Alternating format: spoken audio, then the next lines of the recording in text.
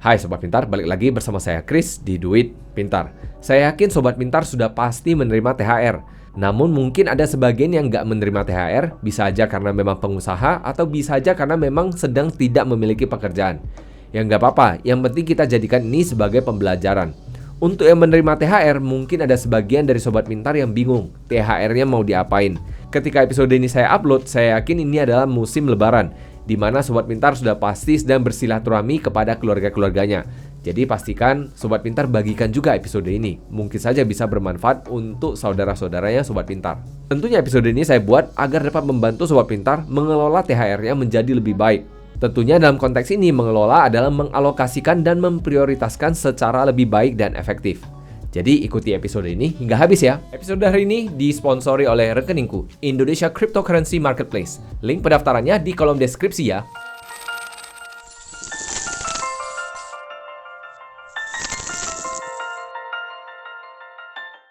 Seperti biasa nih, sebelum memulai, BPJS-nya dulu dong. Bayar pakai jempol, share, dan subscribe saja. Episode dari Duit Pintar akan selalu saya hadirkan di setiap Senin dan Kamisnya. Jadi Sobat Pintar bisa dapatkan episode yang lebih banyak dari Duit Pintar. Langsung kita masuk ke bagian THR. Saya yakin THR ataupun musim-musim THR adalah musim-musim yang sangat ditunggu-tunggu oleh semua Sobat Pintar. Ya mungkin nih musim yang bukan ditunggu oleh para pengusaha, karena pengusaha kan yang keluarin duit. Tapi untuk Sobat Pintar yang merupakan karyawan, tentunya Sobat Pintar sangat menunggu musim ini. Musim yang sangat ditunggu ini bisa aja menjadi musim yang bisa memberikan bumerang kepada kita. Karena ketika musim-musim THR dibagi-bagi ini adalah musim di mana keinginan kita ini tiba-tiba banyak yang bermunculan. Tiba-tiba yang belum check out dari aplikasi A, B, C, ini semuanya tiba-tiba kepikiran nih, yuk kita check out kan? Nah ini menjadi masalah baru karena dulu-dulunya nggak ada nih fasilitas seperti itu. Sekarang dengan fasilitas seperti ini, dengan kita ngerasa lebih kaya, apalagi ada istilah BNPL, Buy Now Pay Later, ini menjadi lebih berbahaya lagi. Ya tentunya untuk Sobat Pintar yang udah dapat THR, selamat. Dapat THR-nya, tapi ingat, harus ngerti alokasi dan prioritasnya, yang kita akan bahas di episode ini. Saya sendiri sih nggak dapat THR, tapi digantikan dalam bentuk bonus. Dalam keuangan pribadi, tentunya ketika kita mendapatkan THR, bonus ataupun sejenisnya, saya akan bagikan menjadi 4 prioritas utama. Prioritas pertama adalah untuk pihak ketiga, prioritas kedua yaitu untuk dana darurat, prioritas ketiga yaitu untuk investasi, dan yang terakhir adalah untuk senang-senang ataupun happy-happy. Untuk departemen senang-senang ataupun happy-happy, saya yakin Sobat Pintar lebih jago daripada saya. Karena yang happy-happy bagi saya, mungkin untuk Sobat Pintar bukan happy-happy. Jadi definisikan sendiri, tapi ingat kita harus ngaca dan jangan jadi BPJS, berpenghasilan pas-pasan dan jiwa sosialita. Ini akan agak berbahaya kalau memang kita nggak menakar anggaran yang kita miliki untuk senang-senang. Karena kalau kita keluarkan terlalu banyak, ini akan menjadi bahaya dan menjadi bumerang untuk kita. Oleh karena itu kita harus lebih bijak dalam memberikan prioritasnya.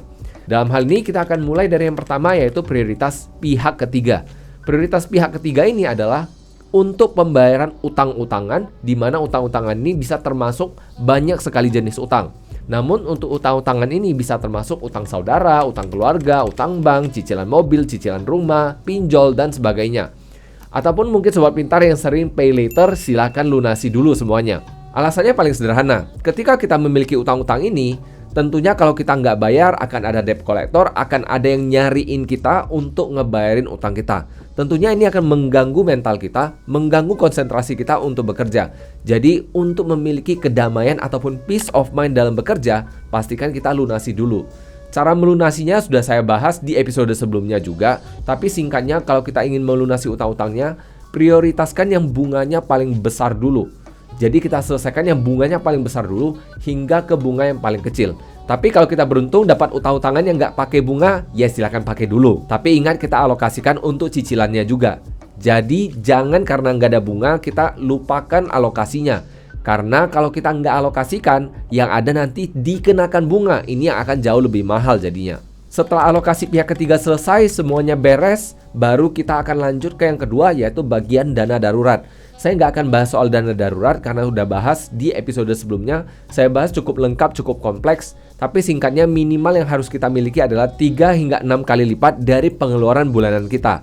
Ini adalah garis minimum yang harus kita miliki dulu. Minimal kalau udah memiliki itu ya kita bisa move on ataupun lanjut ke yang berikutnya, yaitu kita pikirkan soal investasi. Dalam hal ini tentunya saya anggap Sobat Pintar sudah memiliki asuransi.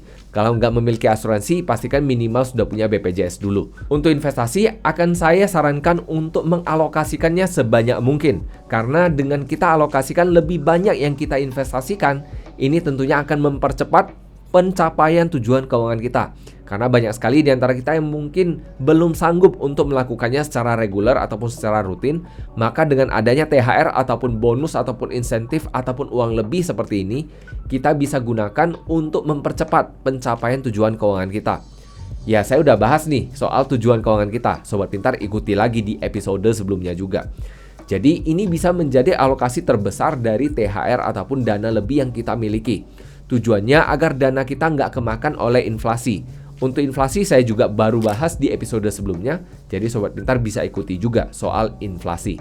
Jadi untuk menyimpulkan episode hari ini, saya yakin Sobat Pintar sangat happy ketika musim THR telah tiba. Namun kalau kita mendapatkan THR di musim-musim ini adalah musim-musim yang penuh dengan godaan. Oleh karena itu kita harus melakukan prioritas terlebih dahulu.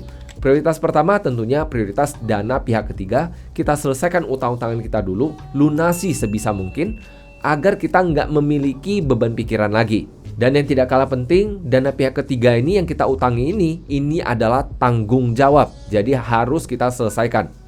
Setelah kita selesaikan, baru kita bisa masuk yang kedua, yaitu sediakan dana darurat.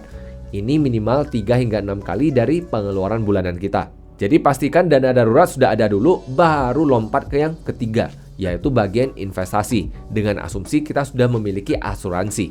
Tentunya saya akan sarankan alokasi investasi yang lebih banyak agar ini dapat mempercepat tujuan keuangan kita. Kalau kita alokasinya sedikit, ya tentunya percepatannya nggak terasa, nggak akan terlalu banyak. Lalu terakhir, ya untuk happy-happy, untuk senang-senang, saya yakin Sobat Pintar bisa ukur sendiri. Jadi itu saja episode mengenai cara mengalokasi dan memprioritaskan THR ataupun dana lebih kita. Terima kasih sudah menyimak. See you in the next episode and bye-bye.